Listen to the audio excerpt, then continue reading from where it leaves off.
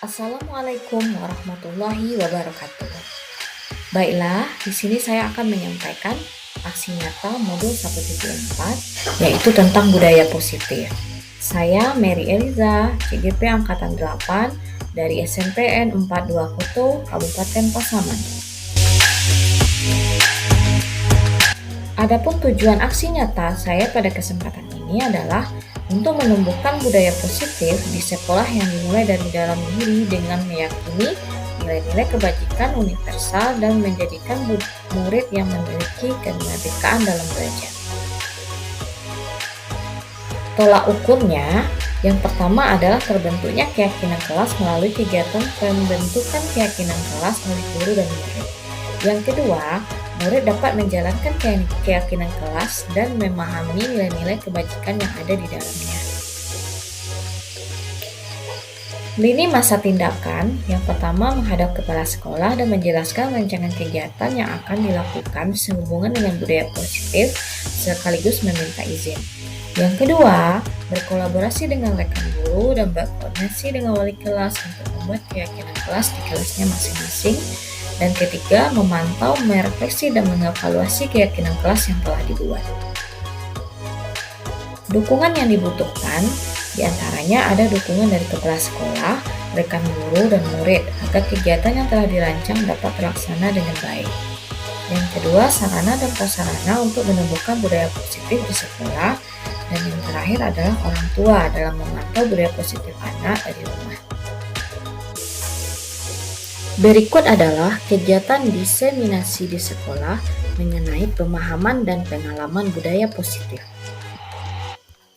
Bismillahirrahmanirrahim. Assalamualaikum warahmatullahi wabarakatuh. Waalaikumsalam warahmatullahi wabarakatuh. Baiklah Bapak Ibu, alhamdulillahirobbilalamin. Mungkin pertama kali kita ucapkan dulu syukur kehadiran Allah Subhanahu wa taala karena pada hari ini kita dapat berkumpul di sini untuk mendengarkan sosialisasi terkait dengan materi budaya positif yang sudah saya dapatkan ketika pelatihan CGP kemarin. Jadi di sini tanggung jawab saya adalah menyampaikan apa yang sudah saya dapatkan selama pelatihan tadi ke Bapak Ibu, dan harapannya adalah supaya apa yang saya dapatkan ini bisa sama-sama kita aplikasikan di sekolah kita dengan tujuan untuk mengubah sekolah kita ini ke arah yang lebih baik lagi. Itu kira-kira harapannya. Sebelumnya yang saya hormati Bapak Wakil Kepala Sekolah, Bapak Ibu Majelis Guru, termasuk tenaga administrasi. Baik Bapak Ibu, mungkin langsung saja saya mulai sosialisasi saya hari ini terkait temanya adalah budaya positif. Nah, jadi tema budaya positif ini dirangkum menjadi 5 tema lagi Bapak Ibu. Jadi ada 5, yang pertama itu tentang disiplin positif, nanti berikutnya ada tentang hukuman restitusi, kemudian ada tentang keyakinan kelas, dan terakhir nanti ada tentang posisi kontrol. Nah, salah satu langkah untuk menciptakan budaya positif di sekolah adalah penerapan disiplin positif. Itu caranya. Jadi mungkin di sini saya mau menerangkan sedikit apa itu disiplin positif.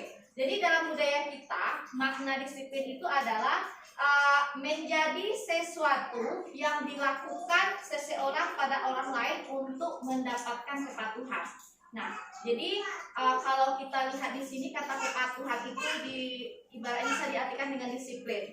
Namun di sini lebih setelah dikembangkan lagi ada namanya disiplin diri. Jadi disiplin diri ini itu dapat kan ada dalam diri kita, itu dia adalah membuat seseorang menggali potensinya menuju kepada sebuah tujuan.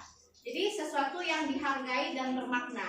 Jadi disiplin diri ini itu juga mempelajari bagaimana cara kita mengontrol diri dan bagaimana menguasai diri untuk memilih tindakan yang mengacu pada nilai-nilai yang kita hargai. Jadi di sini Bapak Ibu, disiplin ini kan secara harfiahnya artinya adalah kepatuhan. Namun di sini kan ada 2 faktor, ada eksternal, ada internal.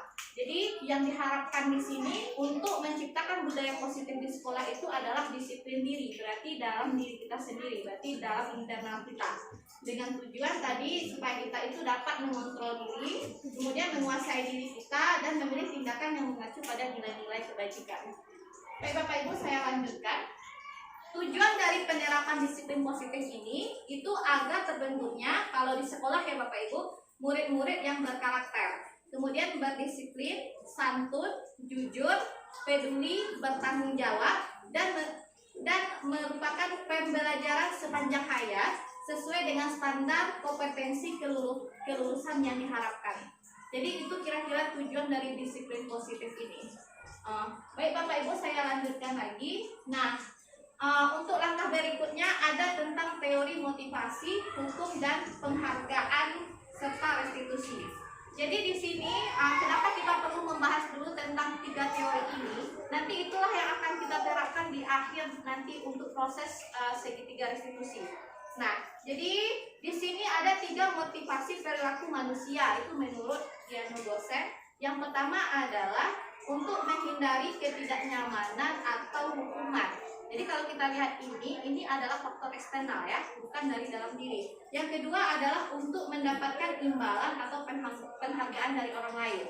Dan yang ketiga adalah untuk menjadi orang yang mereka inginkan dan menghargai diri sendiri dengan nilai-nilai yang mereka percaya. Dan ini adalah faktor internal dari dalam diri. Jadi kalau kita lihat di sini, dari ketiga ini, jadi yang harapannya dapat kita kembangkan itu adalah motivasi yang ketiga. Jadi motivasi yang ada dari dalam diri. Jadi yaitu adalah menjadi orang yang memiliki yang mereka inginkan dan menghargai diri sendiri. Jadi maksudnya di sini Bapak Ibu, ketika kita menerapkan salah satu budaya positif, misalnya tadi disiplin, misalnya kita tepat waktu ke sekolah, jadi itu sebenarnya adalah bentuk dari kita menghargai diri sendiri dulu. Jangan kita mengharapkan yang namanya penghargaan dari orang lain dulu atau pujian dari orang lain, tapi lebih ke diri kita sendiri dulu, menghargai diri sendiri. Itulah kira-kira contohnya kalau kita terapkan ke disiplin positif. Baik Bapak Ibu, saya lanjutkan. Mungkin di sini setelah ini saya buka dulu untuk sesi diskusi karena materinya panjang Bapak Ibu. Kalau nanti di akhir agak susah ya untuk menginikannya. Jadi berikutnya adalah tentang hukuman, konsekuensi, dan restitusi. Jadi ada 3. Jadi di sini dari ketiganya dibagi menjadi 2. Ada identitas gagal itu yaitu pada posisi hukuman. Kemudian ada identitas sukses yaitu pada konsekuensi dan restitusi. Sebenarnya dari ketiga ini dia memiliki kelebihan dan kekurangan masing-masing.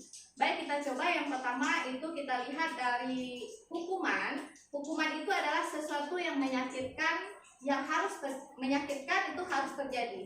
Kalau konsekuensi itu sesuatu yang harus terjadi, sedangkan restitusi itu merupakan pilihan. Nah, jadi kalau kita lihat di sini, misalnya kita dalam suatu kondisi kita dihadapkan pada kasus anak, misalnya melakukan suatu kesalahan. Nah, jadi kalau di suatu instansi tentu kita memiliki yang namanya peraturan.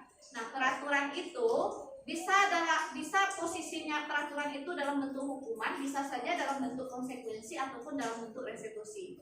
Nah, kemudian misalnya kalau anak itu melakukan kesalahan, nah posisi manakah yang paling bagus kita ambil?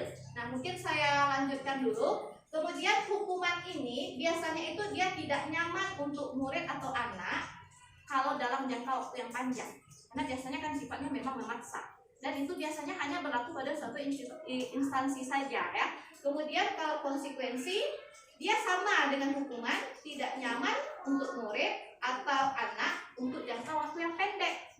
Berbeda, kalau hukuman jangka waktu yang panjang, kalau konsekuensi itu dalam jangka waktu yang pendek. Sedangkan restitusi itu lebih menguatkan untuk murid atau anak dalam jangka waktu yang panjang. Nah, kemudian saya lanjutkan dulu. Kemudian korban, kalau untuk hukuman, korban itu langsung mendapatkan keadilan. Nah, kalau pada konsekuensi, korban itu bisa diabaikan. Nah, yang terakhir kalau untuk restitusi, itu korban itu mendapatkan ganti. Nah, itu dia bedanya. Berikutnya adalah dari segi perilaku. Kalau hukuman itu, perilakunya itu adalah pasif, mungkin pasif ke agresif. Dan maksudnya dari pasif ke agresif meningkat. Kalau konsekuensi itu penguatannya hanya bertahan dalam waktu yang pendek. Kalau restitusi itu masalah terpecahkan. Mungkin di sini saya berikan contoh. Jadi kalau kita memberikan hukuman ke anak, nah untuk jangka waktu tertentu awalnya mungkin mereka patuh terhadap hukuman yang kita berikan. Tapi lama-kelama apa yang terjadi? Hukuman itu ibaratnya sudah menjadi hal biasa bagi anak. Mereka tidak akan takut lagi pada kita lama-kelamaan. Di dalam jangka waktu yang panjang, hukuman itu nanti tidak akan efektif lagi. Begitu. Berbeda kalau dengan konsekuensi, ini waktunya pendek. Jadi misalnya kalau anak kita buat masalah atau misalnya dia tidak buat PR, terus kita kasih konsekuensinya misalnya kerjakan PR sepulang sekolah di sekolah misalnya. Selama berapa banyak PR yang diberikan. Dan nah itu kira-kira jadi maksudnya konsekuensi yang kita berikan itu berarti kan dalam jangka waktu itu saja. Jadi nanti suatu saat bisa jadi anak ini melakukan kesalahan yang sama lagi dengan konsekuensi yang berbeda. Nah kalau restitusi anak itu dia masalahnya terpecahkan. Jadi maksudnya kalau anak itu membuat kasus misalnya saja tidak membuat PR, tentu kita harus tanya dulu kenapa, apa alasannya. Kemudian kita gali solusi dari anak tersebut. Bagaimana supaya anak tersebut untuk kedepannya mau membuat PR.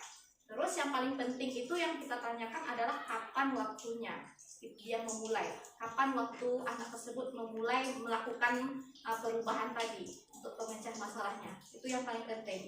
Baik Bapak Ibu, mungkin saya buka dulu sesi diskusi untuk kegiatan ini sebelum saya lanjut ke materi berikutnya.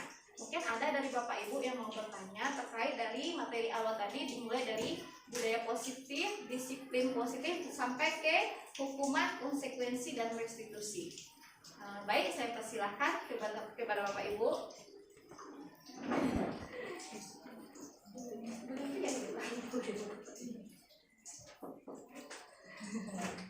Baik, silakan Pak Wid.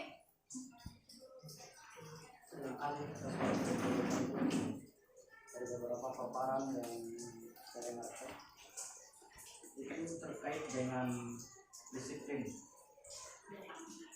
Ujung-ujungnya paparan yang diberikan itu meningkatkan kedisiplinan sekolah.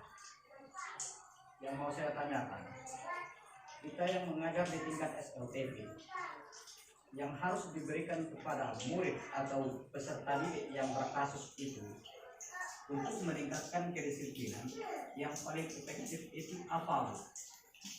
Seperti yang Ibu sampaikan tadi, ada yang namanya hukuman, konsekuensi, dan restitusi. Terima kasih. Oke, terima kasih Pak Wid atas pertanyaannya. Mungkin saya ulang kembali pertanyaan dari Pak Wid tadi. Jadi ketika anak membuat kasus, berarti kira-kira cara apa yang paling efektif yang dapat kita lakukan? Baik. Jadi di sini tadi ada 3 ya posisinya, ada hukuman, ada konsekuensi, ada restitusi. Maksudnya secara singkatnya tadi sudah saya jelaskan bagaimana proses untuk ketiga tadi. Jadi di sini Pak, yang kita kembangkan ini tujuan kita sebenarnya adalah ke tahapan restitusi. Nah, jadi kalau kita lihat di sini di antara ketiga posisi ini yang paling bagus itu adalah sebenarnya yang kita harapkan, yang idealnya itu adalah posisi restitusi. Nah, setelah ini nanti akan kita bahas langkah-langkahnya seperti apa. Karena kenapa saya menjawab kenapa yang restitusi yang kita ambil. Jadi di tahap ini yang pertama, kita tidak perlu lagi namanya menghukum anak, baik itu secara fisik ataupun melalui kata-kata. Nah, tapi yang kita lakukan di sini adalah membimbing anak. Mulai nanti tahapnya ada yang pertama itu tahapnya adalah melakukan namanya pertama dulu menstabilkan identitas. Nah, jadi dengan menstabilkan identitas ini, jadi kalau anak berbuat salah, nanti kita panggil dulu secara personal. Kemudian nanti kita tanya kenapanya. Tahu kan kenapa Bapak atau Ibu panggil ke sini hari ini? Ya Bu, nah kemudian kita jawab, nah mungkin setiap orang itu pasti punya kesalahan, termasuk ibu. Misalnya anak tersebut misalnya dia tidak hadir ke sekolah tanpa keterangan. Nah, tapi sekarang ibu bukan menyalahkan kamu yang tidak hadir ke sekolah, tapi kita lebih ke mencari solusi bagaimana supaya menghadapi permasalahan anak ini. Bagaimana cara mencari solusinya? Itu yang pertama. Yang kedua, baru yang paling penting itu tentu setiap anak itu melakukan kesalahan atau pelanggaran pasti ada alasannya. Nah, itu namanya di tahap validasi tindakan. Jadi kita tanyakan dulu kenapa anak tersebut dia melakukan kesalahan atau tindakan tadi. Nah, di situ kan anak tersebut pasti memberikan alasan. Nah, baru setelah itu kita tanyakan keyakinan kelas dulu. Nah, maksudnya keyakinan ini sebenarnya aturan yang sudah diubah menjadi sebuah kesepakatan yang kita sepakati antara anak dengan guru. Jadi kesepakatan ini kita buat bersama-sama. Jadi kan intinya aturan kesepakatan ini dari anak. Jadi kalau melanggar itu kan berarti kesepakatan mereka sendiri yang mereka langgar. Jadi kita tanyakan apakah perilaku yang mereka lakukan ini itu sudah sesuai dengan keyakinan kelas yang sudah kita setujui. Berarti tentunya kalau mereka melanggar kan tidak. Nah, jadi sekarang itu baru setelah itu kita minta tolong mencari solusi dari anak dulu kita minta. Nah, apa solusinya kira-kira? Misalnya anak tadi tidak datang, bagaimana solusi untuk kedepannya? Jadi minta anak dulu mencari solusi. Jadi kalau bedanya dengan hukuman kan kita kadang tidak langsung tidak mau tahu, kita tidak meminta anak itu kenapa dia melakukan ini. Tidak, ibaratnya alasan anak tadi melakukan kita tidak, kadang jarang atau lupa mungkin menanyakan, atau mungkin ada tapi setelah itu tindak lanjutnya tidak ada. Jadi tindak lanjutnya itu adalah apa lagi solusi yang kita butuhkan tapi kita ambil minta dari anak tadi supaya hal tersebut tidak terulang lagi begitu. Nah, dari sinilah kita perlu menuntun juga karena tidak semua solusi yang diusulkan anak itu sesuai tentunya ya. Misalnya kalau dia terlambat, nanti saya akan bangun pagi, bagaimana caranya? Tentu kita harus, misalnya supaya tidak terlambat, saya pasang alarm Bu gitu. Tentu harus ada juga kontrol dari rumah, siapa yang bisa mengingatkan dari rumah, misalnya orang tua. Jadi tentu harus ada juga dari orang tua.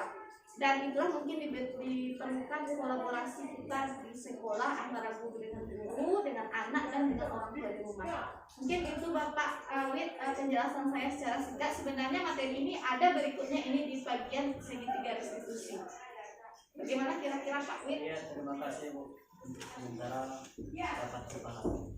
Baik, masih ada Bapak Ibu? Oke, silakan Bu Ria. Ya.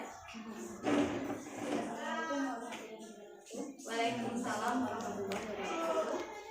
Walaupun mungkin penjabarannya belum sampai, tapi daripada pernyataan tadi, Ya. ini kan masalahnya kita sudah mengalami dengan jelas.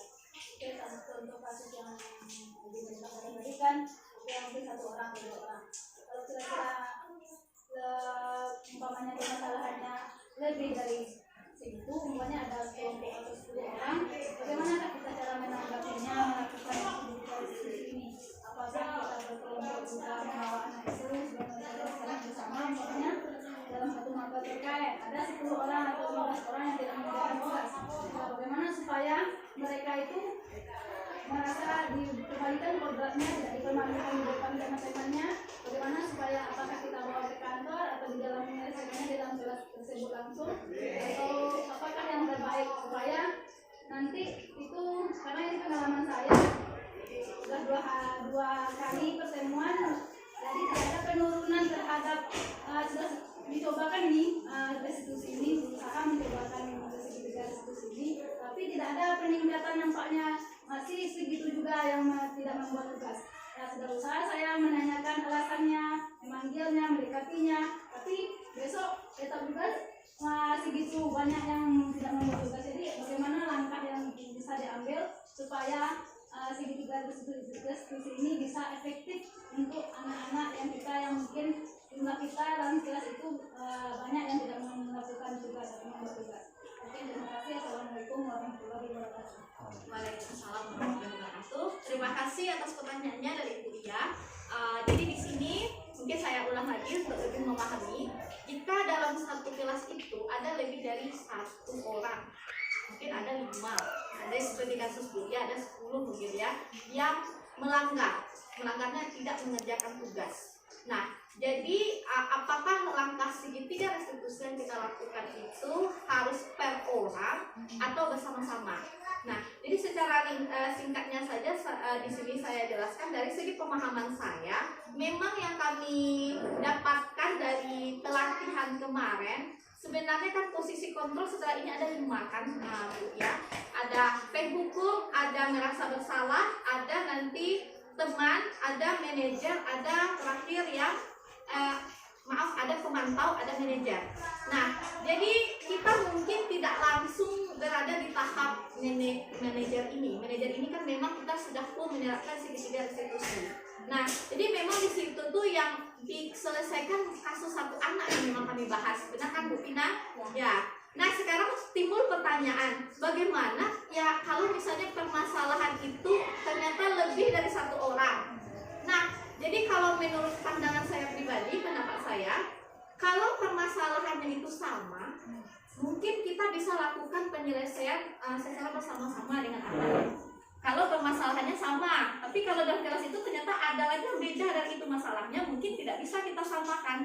Jadi kalau permasalahannya ternyata semuanya sama, tidak mengerjakan tugas di waktu tugas PKN tadi bersama-sama, mungkin kita lakukan bisa bersama-sama. Nah, itu menurut saya. Kemudian mungkin Bapak Ibu ya,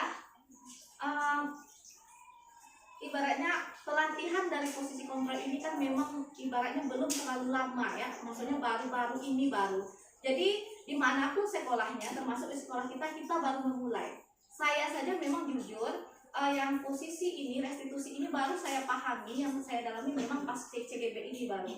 Mungkin kita tidak bisa langsung mengubah kebiasaan kita dari posisi penghukum nih langsung kita ke posisi manajer ini. Pasti ada tahapan. Kemudian tergantung juga dari permasalahan yang kita hadapi gitu. Tidak selamanya mungkin kita bisa selalu dalam posisi manajer ini atau menggunakan tahapan segitiga restitusi. Mungkin kita mulai dulu dari posisi pemantau. Apa bedanya pemantau ini kan kita ada konsekuensi yang kita berikan. Beda dengan manajer. Kalau manajer ini kita memang fokus menyelesaikan persoalan anak tadi. Nah, jadi mungkin bertahap Bapak Ibu. Mungkin kita mulai dulu. Ya, yang namanya saya sendiri pun di dalam kelas tidak langsung saya bisa mengubah posisi saya menjadi manajer.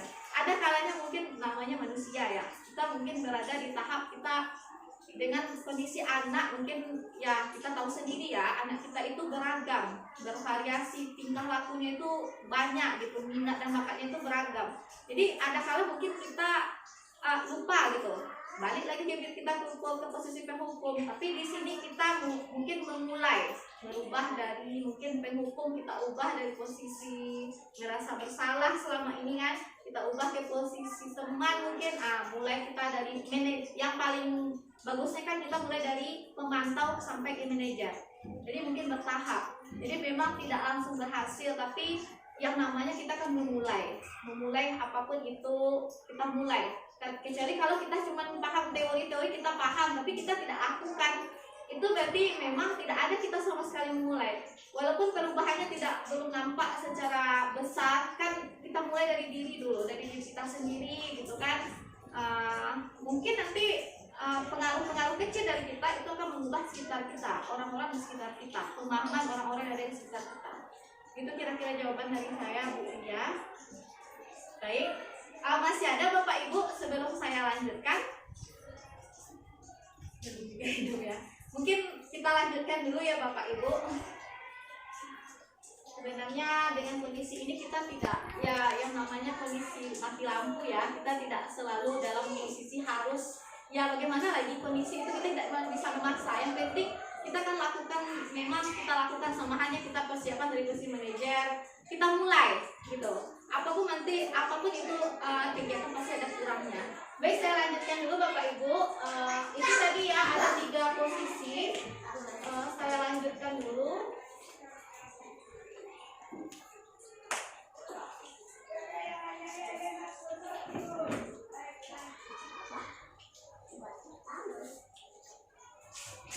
Saya lanjut ke tadi. Nah, jadi di sini kan yang kita harapkan sini kita berada di restitusi.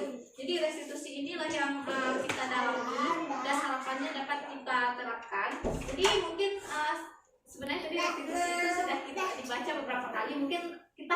dulu arti dari restitusi itu sendiri. Jadi restitusi itu adalah proses menciptakan kondisi bagi murid untuk memperbaiki kesalahan mereka sehingga mereka bisa kembali ke kelompok mereka dengan karakter yang lebih kuat. Itu kira-kira arti dari restitusi tadi. Kita sudah bahas, tapi artinya mungkin kita harus paham terlebih dahulu. Jadi restitusi ini nanti membantu murid menjadi lebih memiliki tujuan, kemudian disiplin positif dan memuliakan dirinya setelah berbuat salah. Nah, penekanannya bukan pada bagaimana perilaku untuk menyenangkan orang atau menghindari ketidaknyamanan, namun tujuannya adalah menjadi orang yang menghargai nilai-nilai kebajikan yang mereka percayai. Jadi itu kira-kira ada pengertian dari restitusi tadi. Jadi kita mungkin tidak bisa mengubah karakter anak tadi ya. Jadi bukan berarti kita memaksakan anak harus senang dengan kita gitu. Bukan berarti seperti itu yang restitusi ya, Bapak Ibu. Baik, saya lanjutkan. Nah, saya lanjutkan ke materi keyakinan kelas. Sebenarnya untuk tahapan ada sebagian mungkin Bapak Ibu yang sudah mempraktekannya di kelas. Jadi keyakinan kelas ini mungkin dahulunya namanya adalah kesepakatan. Sebelumnya lagi namanya adalah peraturan kelas. Jadi kalau sekarang diubah di kurikulum Merdeka ini diubah menjadi keyakinan kelas. Nah, tahapannya yang pertama itu, nah ini mungkin bisa Bapak Ibu praktekkan di dalam kelas. Sebenarnya saya sudah praktekkan, ada videonya di sini, cuman karena lampu mati. Jadi saya jelaskan saja. Yang pertama itu adalah mempersilahkan murid di kelas untuk bercurah pendapat. Jadi kemarin yang saya lakukan awalnya secara singkat aja langsung begitu. Namun yang efektifnya itu bagaimana caranya? Mungkin kita bagikan kertas kepada anak. Jadi suruh anak itu menuliskan peraturan-peraturan yang selama ini ada di kelasnya. Nah, setelah nanti dituliskan di kertas, ditempel di depan. Nah, jadi setelah ditempel di depan semua, berarti sebuah anak berarti kan berpartisipasi di situ. Kalau kita secara langsung saja mungkin hanya beberapa orang anak yang berani gitu kan mengeluarkan pendapatnya. Jadi kita ambil kertas, kemudian kita tuliskan, nanti kita tempel di depan. Nah, setelah itu langkah keduanya adalah mencatat semua masukan-masukan murid. Jadi kan tadi kita kumpulkan di depan kertas masukan murid, mulai dari apa saja yang paling ibaratnya mulai dari berpakaian mungkin, dari berkata-kata, kemudian dalam pembelajaran bagaimana bersikap dengan guru gitu kan. Nah, setelah itu susunlah keyakinan kelas ini. Jadi pembentukan keyakinan kelas itu dari kalimat negatif menjadi positif. Jadi mungkin ada anak yang menulis jangan ribut ketika belajar, mungkin ganti jadi kalimat positif. Apa kalimat positifnya jadinya? Tenang, apa kalimatnya? Belajar dengan tenang. Jadi yang mungkin ada anak nulis kalimat negatif atau jangan apa lagi? Jangan berkata tidak sopan di dalam kelas. Jadi berkatalah dengan sopan di dalam kelas. Nah, jadi itu langkah-langkahnya. Jadi kita apa yang anak itu tuliskan, kita tuliskan kembali. Mungkin ada yang sama seperti saya kemarin berpakaian dengan rapi. Itu ada beberapa anak. Nanti kita limpah jadi satu. Jadi kita tuliskan kembali. Nanti dapatlah, kalau kemarin saya dapat 10 peraturan. Atau bukan peraturan, keyakinan kelas ya. Nah, kemudian setelah itu tinjau kembali daftar curah pendapat yang sudah dicatat. Jadi apa yang sudah mereka catatkan, kita tinjau kembali. Ada nggak perlu kita perbaharui mungkin dari segi kalimatnya. Nah, kemudian sebenarnya tidak perlu banyak. 5 saja keyakinan kelas itu sebenarnya sudah cukup, tapi sudah mencakup nilai-nilai kebajikan semuanya. Sebenarnya tidak perlu banyak. Setelah itu berarti dibuat di dalam misalnya kertas karton kan, Bapak Ibu.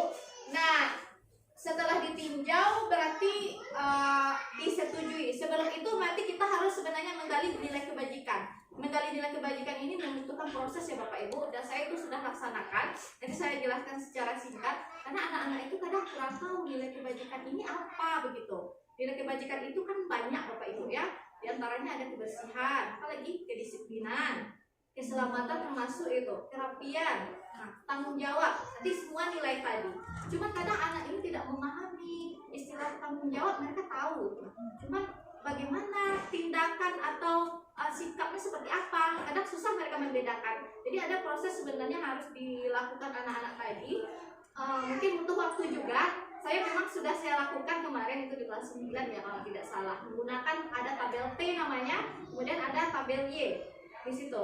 Nanti saya serahkan secara singkat. Sebenarnya setelah kita buat berarti tadi keyakinan tadi kita tinjau kembali, kita cari nilai kebajikannya di sana. Misalnya kalau berkata sopan di dalam kelas, berarti nilai kebajikannya apa?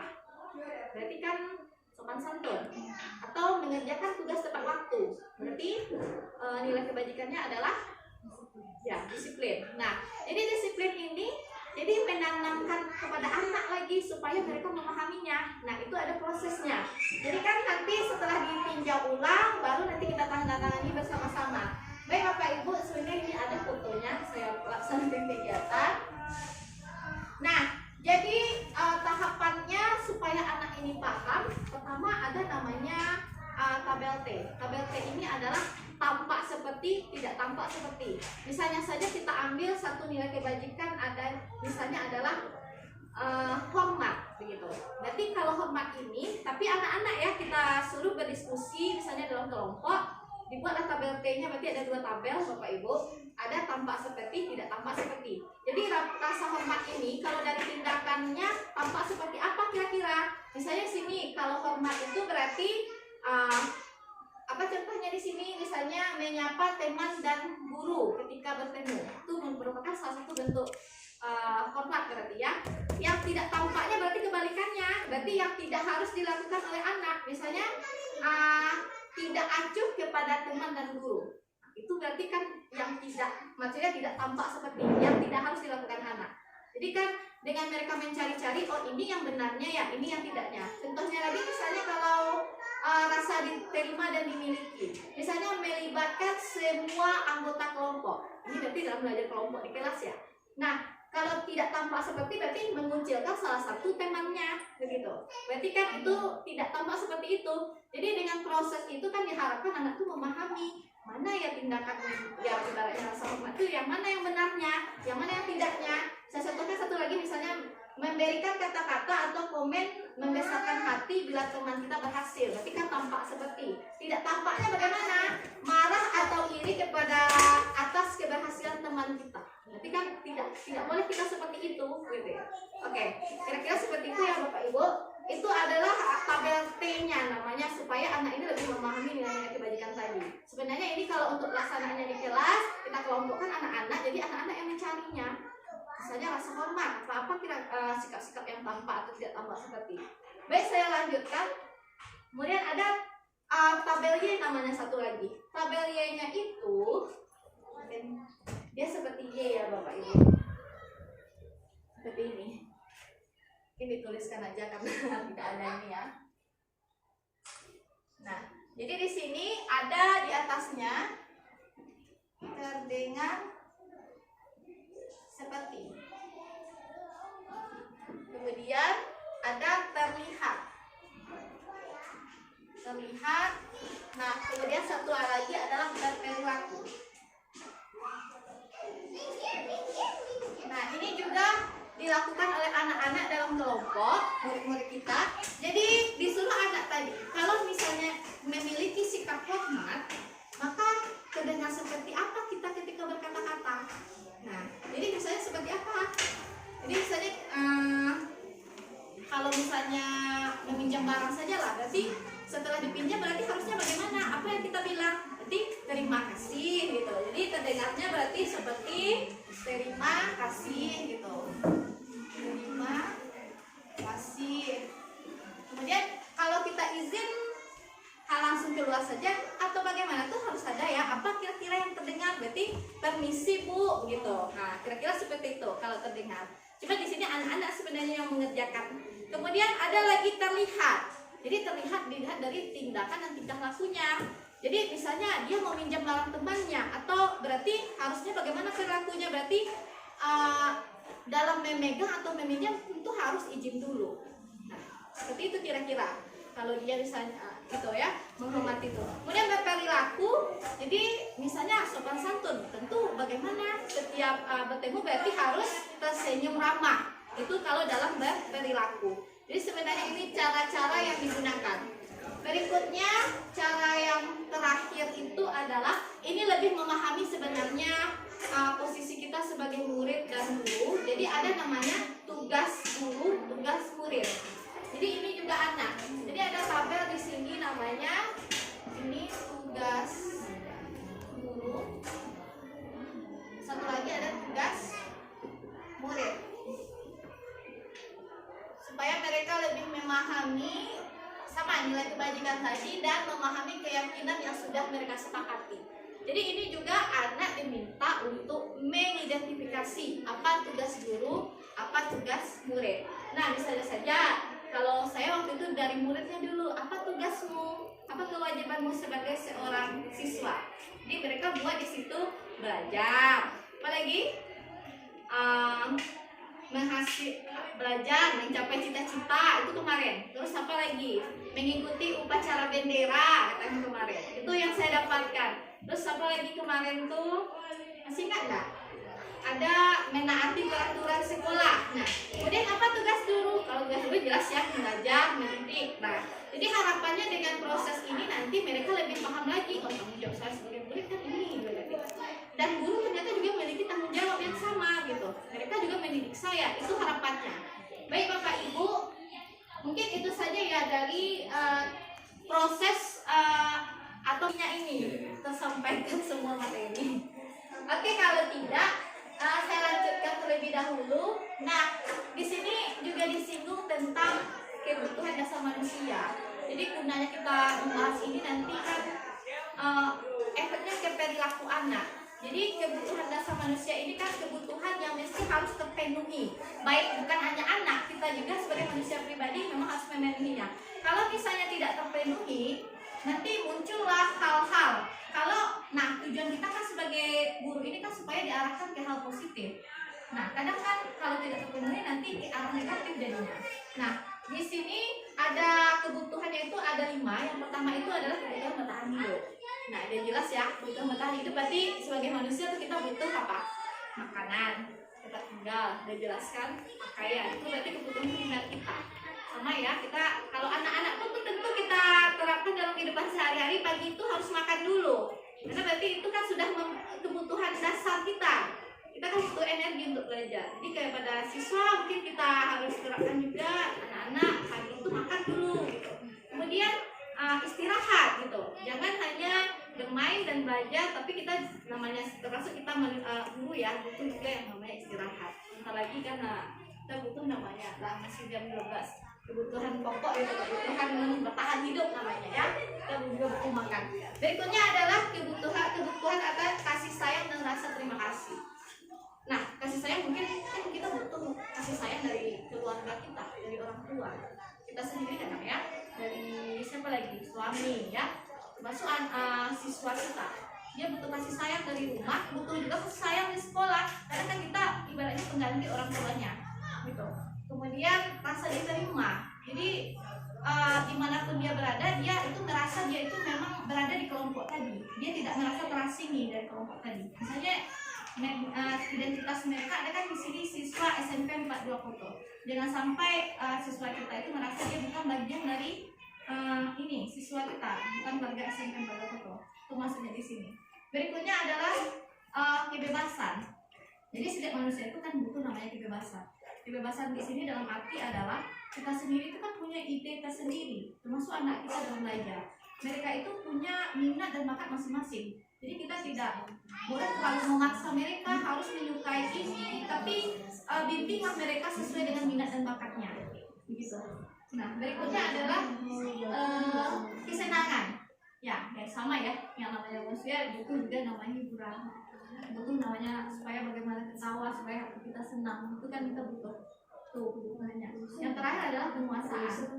Jadi, penguasaan ini adalah bagaimana memimpin diri sendiri dulu. Menguasai diri sendiri. Kadang mereka tidak puas dengan diri sendiri, tentu mereka kadang mengontrol teman-temannya. Sama halnya dengan anak-anak kita. Mungkin perilakunya itu kadang ada yang mengganggu temannya di kelas. Mungkin mereka kebutuhan penguasaannya yang kurang di situ. Mereka merasa tidak bisa ibaratnya mengontrol teman-temannya. Jadi antara yang mereka lakukan adalah itu timbullah sifat-sifat menyimpang, mengganggu teman lah atau ribut di dalam kelas lah. Berarti ada kebutuhan anak itu yang tidak terpenuhi. Jadi bagaimana cara kita supaya mungkin secara garis besar kita kan di sini berusaha ya memenuhi kebutuhan anak tadi. Langkah pertama tentu kita observasi dulu ya, kebutuhan tiap anak itu pasti berbeda, ada jelas itu.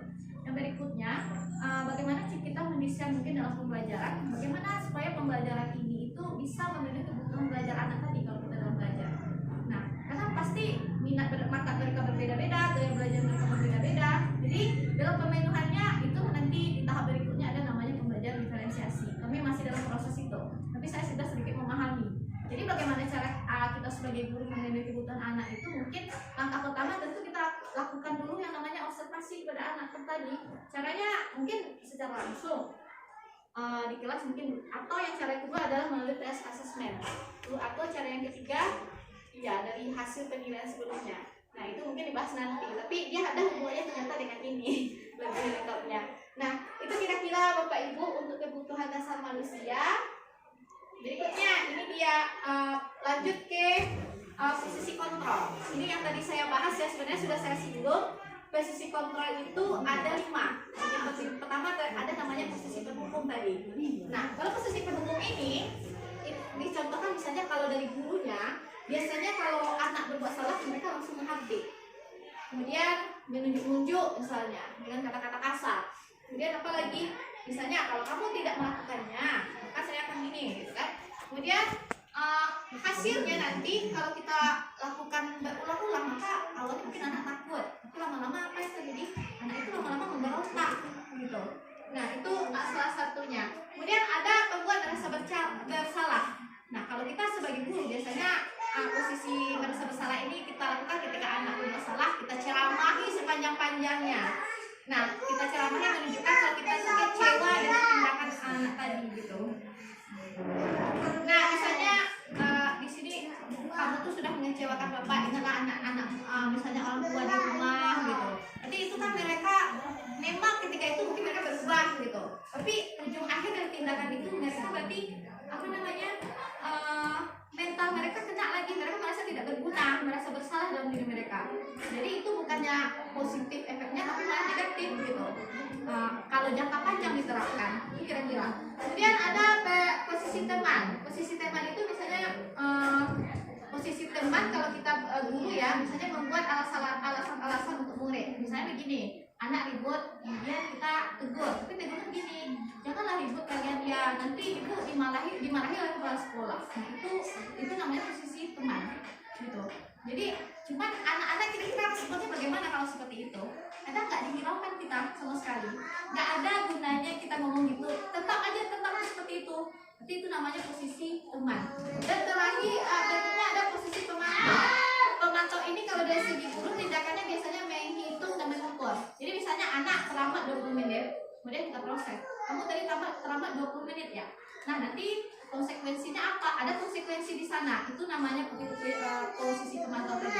Misalnya konsekuensinya kita kasih 20 menit nanti waktu istirahat kamu dipakai untuk ini membuat tugas dari kamu yang terlambat tadi. Kan terlambat 20 menit, nanti konsekuensinya 20 menit. Jadi kita mengukur anak itu berdasarkan waktu, satu lagi, atau berdasarkan tugasnya. Gitu. Dan terakhir ada posisi manajer. Kalau manajer ini, kalau anak berbuat salah, yang pertama tadi ada 3 tahapan restitusi ya, langsung saja Bapak Ibu. Yang pertama kita tanya dulu, gitu, kita stabilkan identitasnya, kenapa dia berbuat demikian, gitu. Terus apakah sesuai dengan keyakinan kelas, gitu kan? Baru kita carikan solusinya apa kira-kira, gitu. Kapan tindakan ini mulai dilaksanakan? Kira-kira itu Bapak Ibu ya. Jadi ada 5 posisi kontrol. Mungkin dari penjabaran ini Bapak Ibu mungkin sudah dapat mencari waktunya. Kita tadi masuk ya. Mungkin ya kita masuk ke sesi diskusi kembali Bapak Ibu. Ada yang mau bertanya mungkin terkait posisi kontrol ini, dipersilahkan. Baik Bu ya, silakan Bu ya. Waalaikumsalam warahmatullahi wabarakatuh. Ini terkait dengan jadi umpamanya kita sudah mencoba yang melakukan dan kita langkah dulu ya. Dan kita harus yang terpenting dari dulu jadi kan ada waktu atau rentang waktu yang kita berikan. Ternyata anak itu ingin menghindari rentang waktu yang telah kita kasih ditanya lagi waktunya sudah habis ya, umpamanya 1 minggu atau berapa, tidak ada perubahan. Jadi bagaimana cara kita menyelesaikan kasus seperti itu supaya maksud tujuan segitiga restitusi itu tercapai. Waalaikumsalam warahmatullahi wabarakatuh. Baik, terima kasih atas pertanyaannya Bu Iya. Di sini bagaimana setelah kita lakukan segitiga restitusi ternyata maksudnya tidak ada perubahan sama sekali di anak tersebut. Jadi Bapak Ibu, memang posisi ini itu ya bukan berarti pertama ya Bapak Ibu, sebenarnya kalau dari video nampak itu bedanya. Kita bukan di sana, kita itu maksudnya tegas, bijaksana. Bukan berarti di sana itu kita lemah lembut aja. Kalau lemah lembut berarti balik kita di posisi teman itu. Mungkin itu bedanya. Nah, beda teman dengan manajer ini. Jadi ternyata misalnya anak saja, misalnya dia terlambat nih. Kemudian kita lakukan segitiga restitusi. Ternyata besok saya pasang alarm Bu, ya tidak terlambat lagi. Ternyata masih terlambat gitu ya. Nah, disinilah gunanya kita berkolaborasi melibatkan pihak tertentu, misalnya dengan guru dan orang tua. Sebenarnya itu gunanya kolaborasi ini dalam satu organisasi ya Bapak Ibu. Kan kita tidak bisa maju sendiri. Kalau di kurikulum mereka ini kan sebenarnya bersama untuk menang, bukan sendiri untuk menang. Jadi itulah gunanya kita menjadi hubungan positif dengan rekan kita, dengan orang tua, dengan murid. Jadi kalau misalnya pertama mungkin kita dengan satu guru saja, kita sendiri nih yang merestitusi anak, tidak ada misalnya perubahan. Mungkin kita bisa bantu berkolaborasi dengan jangan orang tua dulu ya, dengan rekan guru kita, misalnya dengan wali kelasnya. Kebetulan misalnya kita mata pelajaran dengan wali kelasnya dulu, kita carikan, mungkin lakukan restitusi lagi, tapi ada di situ tuh peran wali kelas kita, wali kelasnya gitu. Ternyata tidak ada juga, mungkin kita tahapnya mungkin ke BK dulu. Tidak juga ada, mungkin ke kepala sekolah. Dan juga mungkin ke orang tua lagi. Mungkin dalam tahap ini juga orang tua juga berperan misalnya.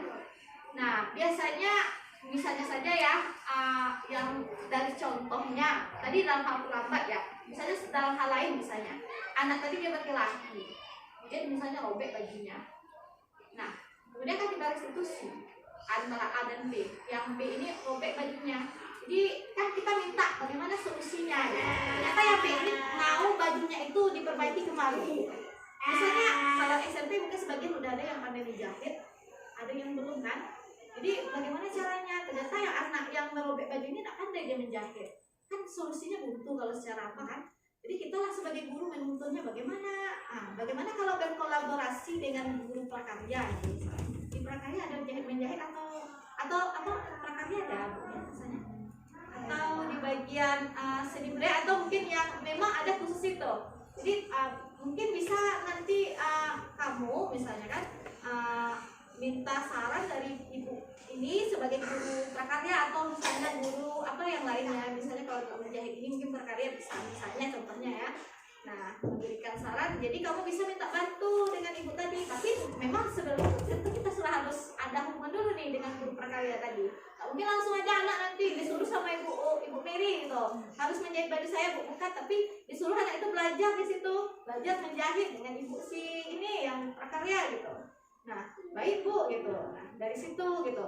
Tapi kadang anak itu lagi yang kita pantau kan, memang tidak dilakukannya. Kapan kira-kira kamu lakukan? Kapan kira-kira kamu menemui Ibu Ria misalnya untuk dalam hal ini, dalam menjahit baju ini? Besok Bu gitu. Tentu memang harus ada kontrol kita di situ. Ada tidak anak itu menemui atau tidak? Itu harus kita konfirmasi lagi, tidak kita biarkan saja. Memang harus ada tindak lanjutnya. Itu kira-kira Ibu Ria. Mungkin jawaban dari saya, kalau ada kurangnya nanti ya. Masih ada? Baik, silakan Bu Besti. Di sini saya bertanya, masih ragu dengan kebutuhan dasar manusia itu kan berbeda-beda. Misalnya seorang siswa yang satu berbeda dengan seorang siswa yang lainnya. Dan pertanyaan saya, bagaimana tips-tipsnya mensiasati kebutuhan dasar antara siswa itu yang berbeda-beda? Baik, terima kasih Bu Besti atas pertanyaannya. Jadi pertanyaannya saya ulang lagi. Jadi kebutuhan setiap pasti tentu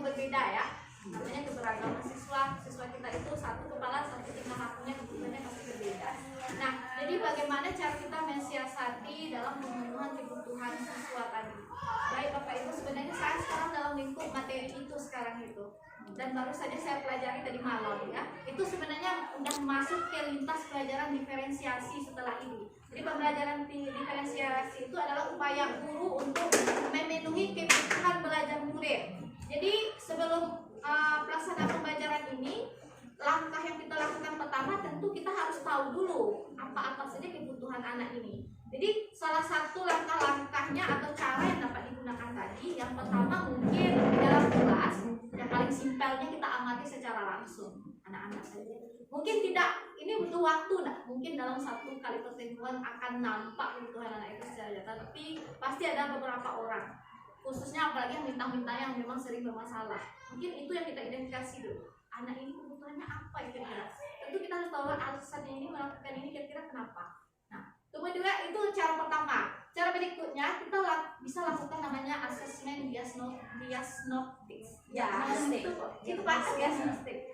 Diagnostik ini sebenarnya kalau saya belum dapat ya, tapi nanti memang ada tugas kami tentang asesmen diagnostik. Sebenarnya di internet itu sudah banyak Bapak Ibu. Asesmen itu memang dalam bentuk pertanyaan-pertanyaan singkat, jadi nanti anak disuruh menjawab. Dari situ nanti dapat kita simpulkan apa saja kebutuhan anak. Nah, itu nanti juga dapat mengidentifikasi minatnya apa. Gitu. Dari situ nanti kita bisa identifikasi. Karena di situ ada juga tentang anak ini minatnya kemana. Ada nanti tabelnya itu. Saya juga baru lihat juga tadi malam kan ada bentuk asesmennya. Itu cara berikutnya. Berikutnya caranya itu adalah mungkin dari ketika anak mengerjakan tugas. Nah, mengerjakan tugas yang kita berikan pasti ada ekspresinya itu kan. Kalau mereka kesusahan pasti kok mengkerut lah keningnya, itu nampak itu secara apa. Di situ kita paham anak ini pasti belum ngerti gitu kan, ini apa yang sudah saya pahami. Itu salah satunya. Jadi kalau untuk bagaimana cara mengatasinya, di lingkup pembelajaran itu nanti bisa apa ya? Saya baru pahami juga tadi. Langkah-langkahnya mungkin ada sedikit miskonsepsi mungkin sedikit Pak Ibu tentang diferensiasi ini kan katanya berbeda, kita mengucapkan anak bukan nanti seperti itu, tapi nanti langkahnya itu bisa kita lakukan. Misalnya aja dalam pembelajaran matematika, anak itu kan tidak semuanya paham berkalian, ada yang cepat menangkap, ada yang lambat. Kalau kita biasanya lakukan pembelajaran menyeluruh, pastinya nanti yang cepat dapatnya itu cepat selesainya. Nah, bagi itu kadang tidak ada setelah selesai tugasnya tuh dia main-main lagi dengan temannya.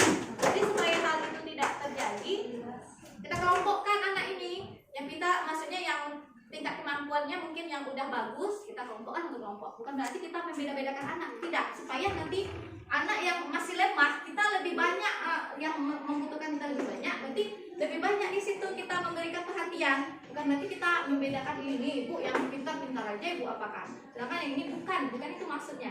Tapi kita lebih memperhatikan anak, itu salah satunya. Itu cara pemenuhannya salah satunya. Itu kira-kira mungkin ya langkah-langkah itu. Mungkin ini pendalamannya di materi kami sekarang ini sebenarnya, tapi tidak apa-apa karena kita disinggung sekarang ada kebutuhan dasar anak kan. Baik, mungkin itu jawaban dari saya. Masih adakah Bapak Ibu? Baik, silahkan Bu Vina. Oke, terima kasih. Sebelumnya sebelumnya sedikit menambahkan dari pertanyaan Ibu Desti yang tentang kebutuhan dasar manusia, terutama ini kebutuhan dasar anak. Nah, di sini ada 5 kebutuhan. Pertama ada kebutuhan bertahan hidup. Nah, untuk di dalam kelas mungkin kita bisa gunakan, misal nih yang berbunyi keluar main nih, jangan dipakai juga dari kebutuhan anak. Masalahnya pas istirahat mungkin anak butuh makan. Nah, ini adalah salah satu contoh dari kebutuhan bertahan hidup bagi si anak. Kemudian kedua, kebutuhan kasih sayang dan rasa diterima. Jadi kita di dalam kelas itu jangan hanya anak yang pintar-pintar saja diperhatikan. Apa salahnya nih yang nakal-nakal ini kita panggil juga lah. Jadi setidaknya misalnya nih yang nakal di sini ada Umar Mahdi misalnya. Nah, Umar Mahdi apa kabarnya hari ini? Nah, itu akan membuat anak merasa, oh ternyata saya dianggap nih di dalam kelas. Ternyata ibu ini masih ada perhatiannya sama saya. Itu adalah salah satu contoh bagaimana trik kita untuk memberikan kebutuhan kasih sayang dan rasa diterima oleh anak. Kemudian yang ketiga ada penguasaan. Nah, di penguasaan ini beri mereka berkesempatan untuk tampil di dalam kelas, tampil di depan kelas. Jadi ketika anak-anak menyampaikan informasi yang dia peroleh, dia menyampaikan ide-ide yang yang mungkin dia peroleh, nah di sana sang anak ini akan merasa dia menguasai yang ada di dalam kelas tersebut. Jadi dia merasa memiliki kepercayaan untuk menyampaikan apa saja yang dia kuasai. Kemudian yang keempat ada kebutuhan kebebasan. Nah, kita tidak pungkiri juga dengan kondisi anak-anak kita. Mereka memiliki karakteristik yang berbeda-beda. Mereka memiliki kemampuan yang berbeda-beda. Kita tidak bisa paksakan seluruh anak ini harus seperti ini. Seluruh anak harus bisa ini. Tidak bisa kita paksakan. Nah, untuk kebutuhan kebebasan ini mungkin kita bisa menggunakan proses pembelajaran dengan strategi yang bervariasi. Jadi kita tidak hanya ceramah saja, kita juga tidak harus membuat anak harus mendengarkan kita saja. Kita tidak harus memaksakan anak berbicara saja, tapi kita adakan di sana. Misalnya nih, kita mengadakan PowerPoint di sana, juga mengadakan video, atau sesekali kalau anak-anak terlihat bosan, kita ajak mereka keluar. Yuk anak-anak, kita lihat di luar dulu. Itu adalah salah satu trik untuk memenuhi kebutuhan kebebasan anak. Atau bisa jadi nih, kalau seperti di mata pelajaran saya matematika, ketika anak sudah bosan, boleh salah satu anak nanti mau nyanyi, mau ronggeng, mau apa, terserah. Jadi ketika kita mengadakan itu sebenarnya tidak hanya satu kebutuhan yang sudah kita penuhi, selain dari kebebasan juga mereka bisa mendapatkan kesenangan. Nah, kemudian yang kelima ada kebutuhan dan kesenangan. Jadi setiap individu pasti butuh kesenangan. Tidak ada individu di dunia ini yang bisa hidup tanpa kesenangan. Pasti wajib harus ada kesenangan. Salah satu trik di dalam kelas mungkin kita bisa pakai seperti ice breaking ya Bu Mary. Ice breaking atau misalnya nih kita adakan praktek bahasa sekali meskipun tidak terus dalam proses pembelajaran. Kita praktek. Nah, ketika kita praktek itu anak-anak akan merasa senang. Contoh nih di materi prakarya. Janganlah kerajinan adalah ini. Tidak. Seperti yang sudah diterapkan sama Ibu Ria misalnya, diajak anak-anak masak-masak. Jadi setiap kegiatan itu akan membuat mereka senang. Jangan kita laksanakan itu dan itu lagi. Itu akan membuat mereka bosan sehingga kebutuhan untuk kesenangannya itu tidak akan terpenuhi. Itu tambahan dari saya, Bu Mary. Terima kasih. Saya kembalikan ke Ibu Mary. Baik, terima kasih atas penjelasan Ibu Ina ya. Menurut saya itu sudah lengkap sekali dengan contoh penerapan di sekolah kita. Jadi harapannya adalah kita sebagai guru ini hendaknya dapat pertama mungkin mengidentifikasi kebutuhan anak dulu, kemudian kita lakukan actionnya dalam bentuk dalam pembelajaran misalnya bagaimana kita melaksanakan pembelajaran di kelas, bukan hanya di kelas tapi juga dalam di sekolah ini gitu. Kira-kira Bapak Ibu ada lagi kira-kira Bapak Ibu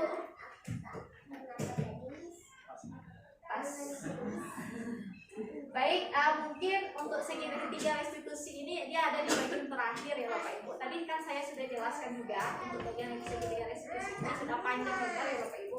Mungkin ini sebagai penutup aja terakhir.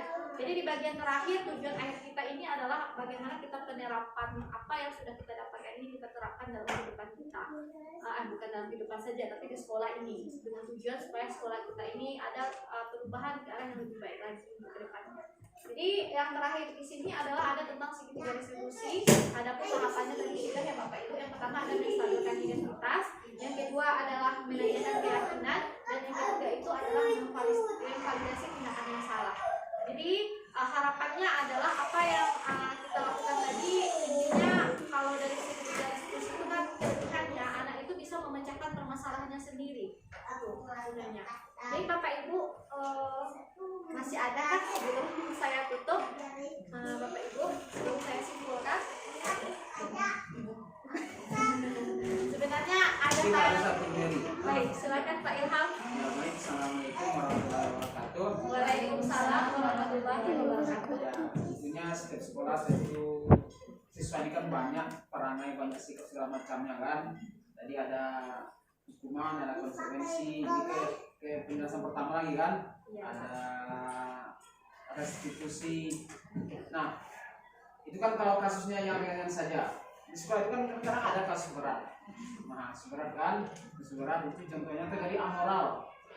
Amora ya, Amora apakah bisa kita berikan menurut apa ini, menurut ya sekitar Mary kan, bahwa hukuman itu atau konsekuensi. Nah, itu misalnya kan, nah, karena itu kemungkinan bisa terjadi kan, ada kejahatan kan, atau amor dan segala macamnya.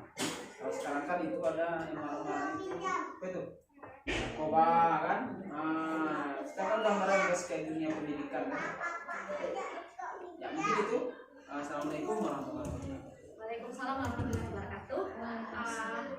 Baik, saya akan mencoba menjawab pertanyaan dari Pak Ilham ya. Bagaimana kalau kasus yang terjadi itu kasusnya sudah dalam kasus apa namanya berat ya. Kasusnya itu sudah dalam ibaratnya yang sudah memang sudah berat. Nah, jadi apakah tindakan restitusi ini dapat kita lakukan? Mungkin saya kembali lagi tadi ke 5 posisi kontrol tadi ya Bapak Ibu. Jadi memang yang paling ideal itu kan adalah posisi manajer. Nah, jadi kalau sudah menyangkut misalnya amoral atau sudah melanggar hukum gitu kan, mungkin kita di sini kan dalam sekolah ini kan kita juga ada tetangga ya Bapak Ibu ya. Kalau misalnya sudah menyangkut amoral dan terjadi di sekolah, mungkin kita penyelesaiannya itu kan memang tidak bisa guru pribadi ya kan. Memang harus mungkin sampai ke tingkat kepala sekolah dan orang tua. Namun di sini kalau untuk proses segitiga restitusi ini, kalau menurut saya pribadi ya Pak ya, gimana ya? Sebenarnya kami kemarin sudah sedikit mungkin kan ada 5 posisi kontrol. Sebenarnya kita dari setiap permasalahan tadi kita masih dalam posisi tidak harus ya kita selamanya dalam posisi manajer ini gitu kan. Menurut saya ada masanya mungkin kita menggunakan posisi pengukur kan tergantung permasalahan, berarti ibaratnya masih tidak kontinu, tapi harapannya kan memang ke sana. Kalau kita mungkin dari gurunya pribadi gitu, jika masih bisa kita tangani, nah apa salahnya sebisa mungkin kita gunakan dulu posisi manajer ini, menggunakan posisi segitiga restitusi. Kalau permasalahannya itu masih bisa kita tangani sendiri, tapi kalau misalnya permasalahan itu sudah melibatkan berbagai pihak, misalnya ada pihak yang dirugikan gitu kan, tentu kita mungkin tidak bisa lagi melakukan posisi manajer ini dalam posisi kita sebagai posisi guru di sini. Tapi beda cerita mungkin kita posisi kepala sekolah, tetap harus kita lakukan juga mungkin proses yang namanya posisi manajer ini. Tapi kalau mungkin ada melibatkan hukum dan ada pihak yang dirugikan, tentu bagaimana ya, dalam proses tindak lanjutnya lagi mungkin, dari solusinya lagi mungkin ya, apalagi mungkin sudah menyangkut kriminal misalnya kan, tentu kan tidak bisa diselesaikan secara sekolah saja, itu mungkin sudah menyangkut pihak luar. Nanti tentu pihak kita intinya harus berkolaborasi dengan pihak mencari jalan terbaiknya, karena kita di sini kan maksudnya dapat anak-anak ini benar, kita harapannya adalah anak-anak ini berkarakter sesuai dengan profil belajar Pancasila. Namun jika ada mungkin penyebab anak itu melakukan sesuatu, itu pasti ada alasannya. Di situ mungkin posisi kita sebagai guru itu melakukan segitiga restitusi. Mungkin jawaban saya itu Pak. Maksudnya identitasnya ini masih, kemarin kami sempat dikasih ada mungkin kasus yang memang kita harus menuntut kita itu dalam posisi penghukum begitu, tergantung kasusnya, mungkin demikian. Kira-kira jawaban dari saya, mungkin masih agak ragu juga ini, tapi kalau ketika saya misalnya kasus itu masih kita selesaikan, enggak ada salahnya kita menggunakan manajer dulu. Baik, Bu Pina mungkin ingin menambahkan ini pendapat dari saya. Terima kasih. Sedikit menambahkan ya untuk masalah restitusi sendiri. Sebelum menjawab ke pertanyaan itu, kita kembali ke konsep restitusi. Restitusi ini kita kerjakan dengan tujuan yang pertama, murid bertanggung jawab untuk perilakunya. Kemudian fokus pada pemikiran masalah jangka panjang, tidak jangka pendek. Kita fokus ke jangka panjang. Kemudian yang ketiga, murid menghormati dirinya dan orang lain. 4, diri murid tersebut memegang kontrol. Kemudian yang kelima, murid bersemangat memperbaiki kesalahannya. Nah, bagaimana dengan misalnya nih di sekolah kita terjadi masalah berat, misalnya ada amoral segala macam, narkoba dan lain-lainnya. Nah, kembali lagi, memang seperti yang disampaikan Ibu Mary tadi, untuk restitusi ini tidak bisa kita paksakan. Restitusi kita kerjakan hasilnya bagus, itu belum bisa kita paksakan demikian, karena tidak terpungkiri apapun yang terjadi itu yang paling terutama itu adalah kebiasaan. Nah, kita tahu restitusi ini kita kenal baru nih. Tentu yang selama ini yang sudah jadi kebiasaan sebagai penghukum, sebagai pemantau, ini yang lebih terutama itu penghukum ya, karena sampai saat ini jangankan guru-guru yang sudah lama-lama kita bahas, kita sendiri, jangan kita sendiri, saya sendiri, mungkin ini juga masih saya kerjakan. Kenapa? Itulah hasil dari apa yang kita buat selama ini. Kita sebagai guru selalu menghukum. Jadi kebiasaan anak yang tertanam di benak anak, kalau tidak dihukum tidak jalan.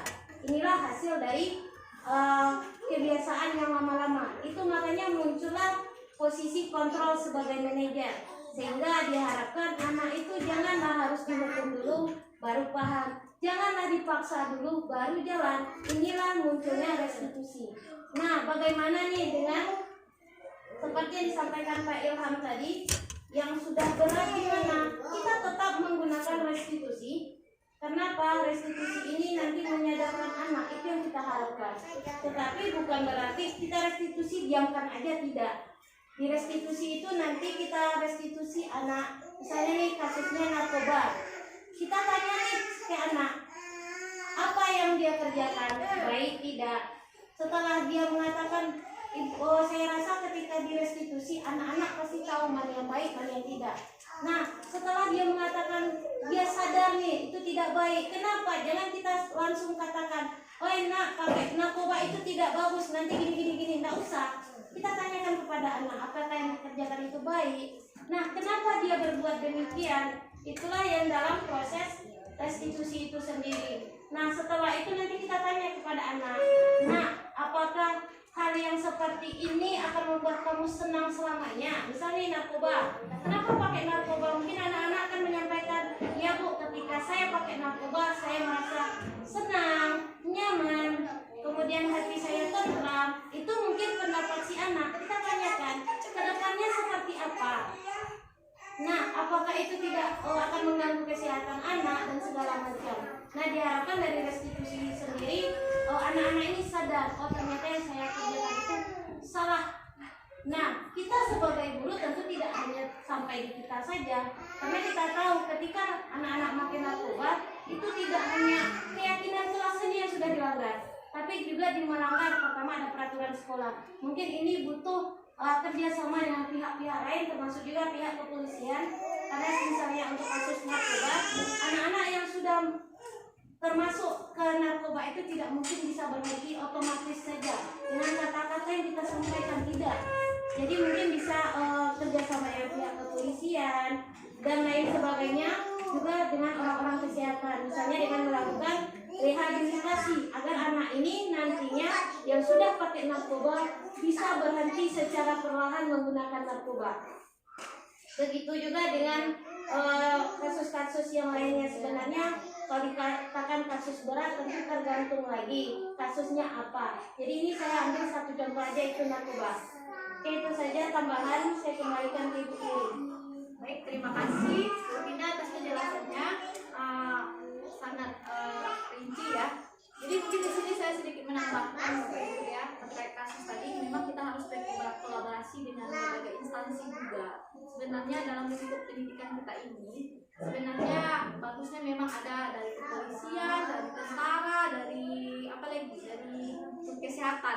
Karena mereka sebenarnya agendanya itu ada mereka kunjungan ke sekolah itu ada. Mungkin kita sudah paham, tapi beda yang menyampaikan nanti kalau polisinya yang datang ke sini gitu. Pasti berbeda. Anak-anak itu pasti lebih lebih bersemangat gitu dan lebih memahami.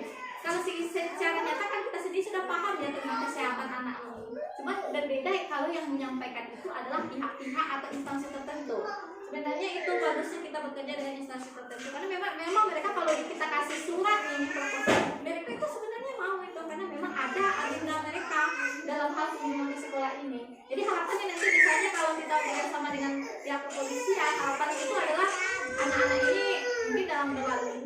mungkinnya, kemudian dalam hal tadi kriminal tadi supaya terhindari.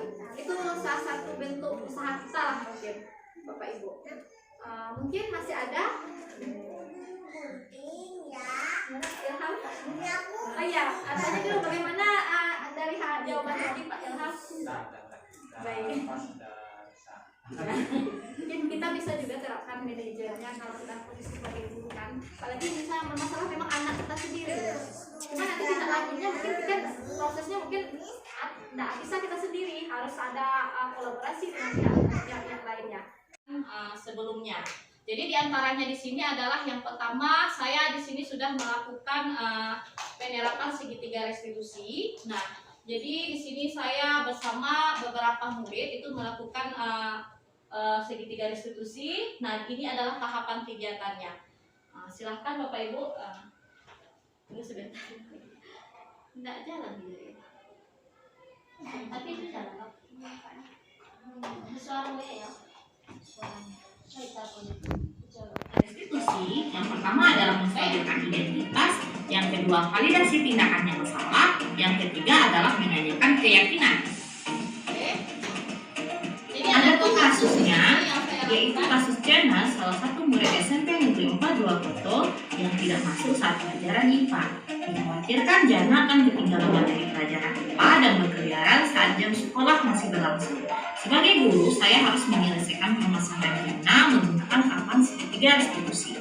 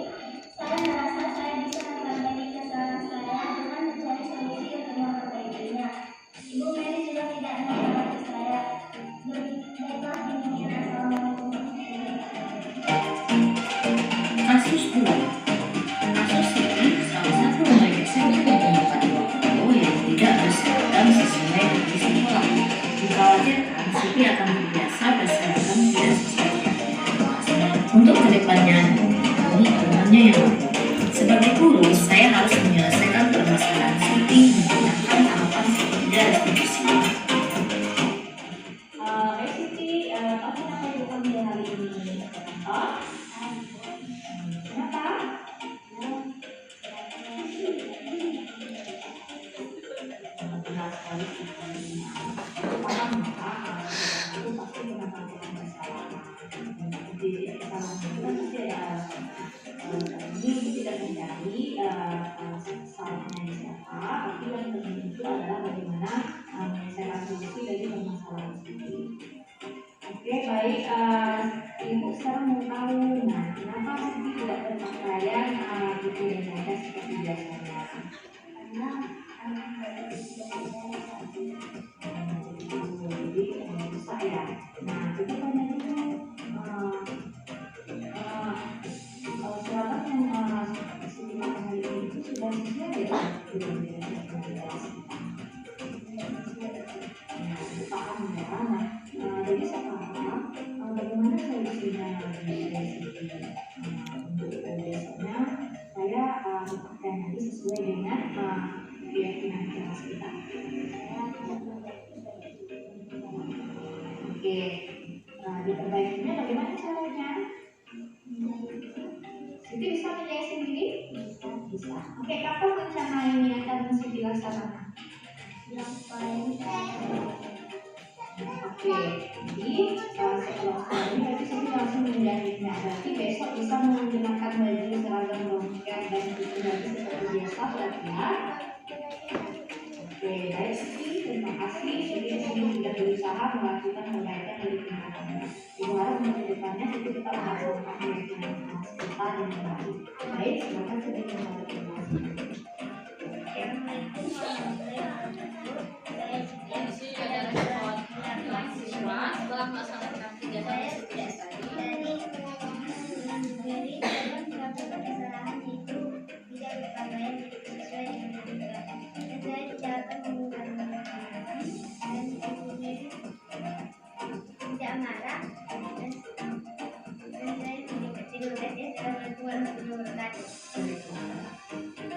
Baik Bapak Ibu, itu adalah baik. Nah, itu adalah contoh kegiatan restitusi yang sudah saya laksanakan kemarin bersama dengan Bu Wit.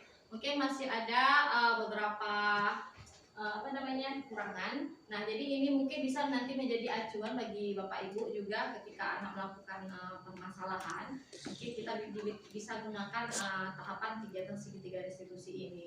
Mungkin tidak langsung Bapak Ibu ya akan, maksudnya langsung hasilnya itu akan nampak. Tapi kalau kita lakukan dari sekarang mungkin akan ada perubahan-perubahan kecil. Harapannya nanti adalah supaya dengan penerapan segitiga restitusi ini anak-anak itu lebih bisa mencari solusi dari permasalahannya, bukan kita memberikan hukuman ataupun konsekuensi. Oke Bapak Ibu. Nah kemudian di sini saya juga melakukan kegiatan yang berikutnya adalah membuat keyakinan kelas. Nah, ini adalah dokumentasi kegiatan yang sudah saya lakukan terkait dari pembuatan keyakinan kelas. Nah, jadi di sini yang pertama tahapannya kemarin tahapannya adalah pertama kan kita bercurah pendapat dulu dengan siswa. Nah, di sini saya membagikan kertas, kemudian nanti siswa itu mencatat peraturan-peraturan apa yang sudah diterapkan di kelas dan untuk kedepannya.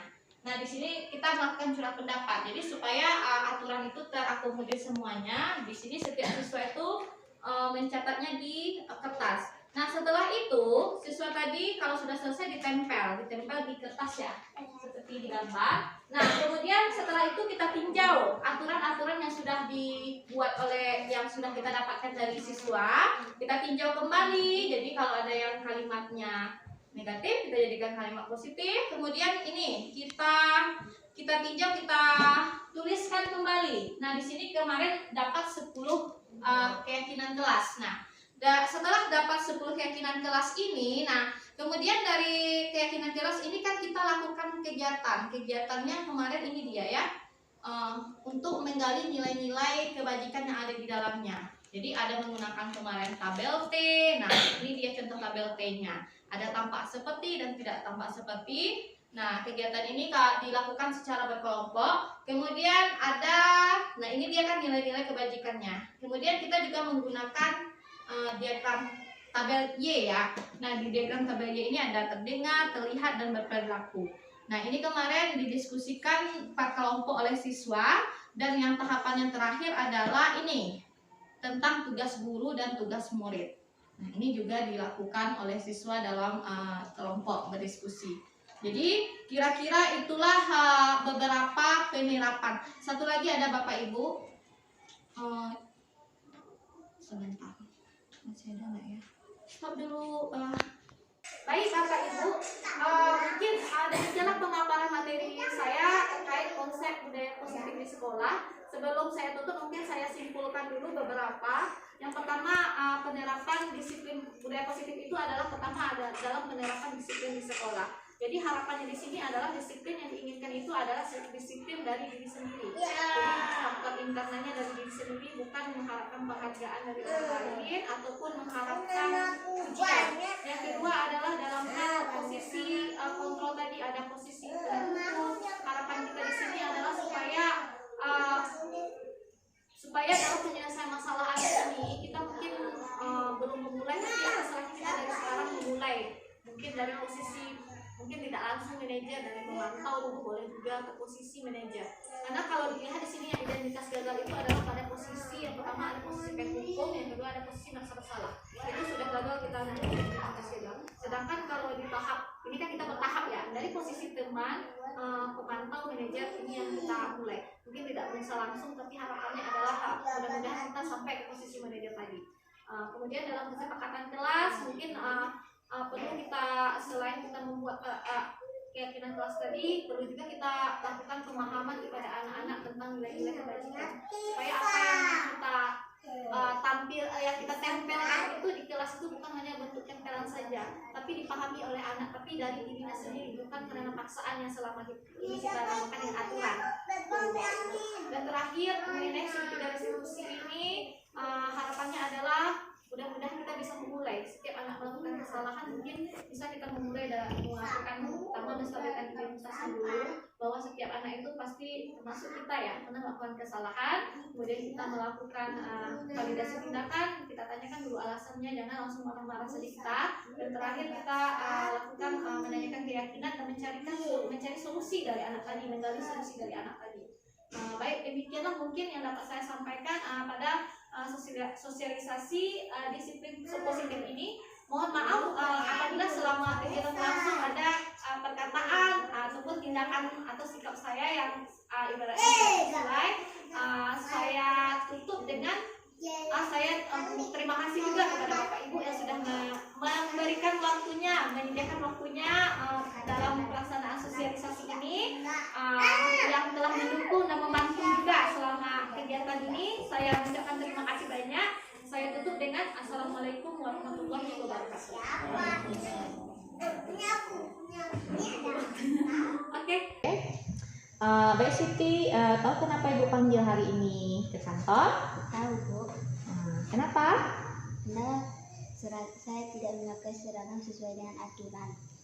Benar sekali Siti. Nah, Ibu paham ya, setiap orang itu pasti pernah melakukan kesalahan, dan di tiap kesalahannya itu kan pasti ada alasannya.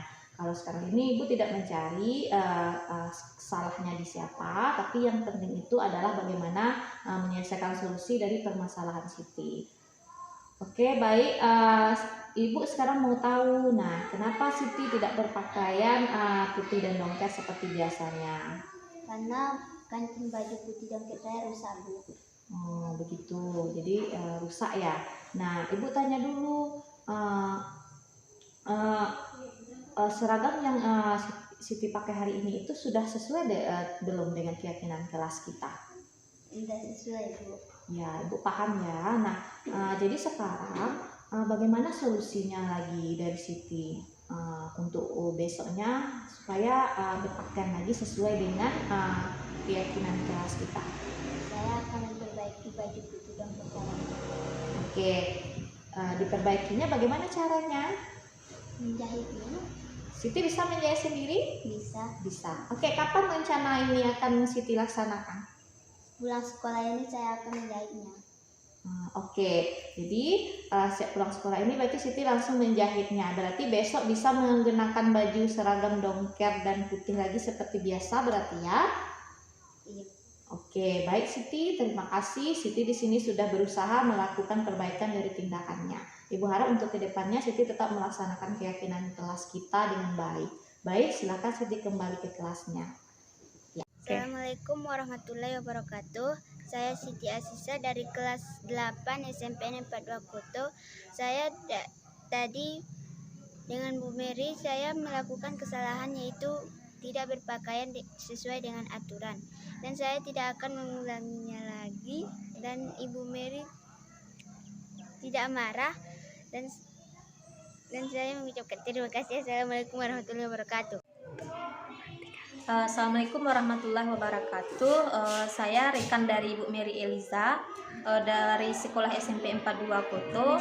Berdasarkan dari sosialisasi kemarin mengenai keyakinan kelas, sudah banyak memberikan masukan rasanya terhadap kami dari segi keyakinan kelas.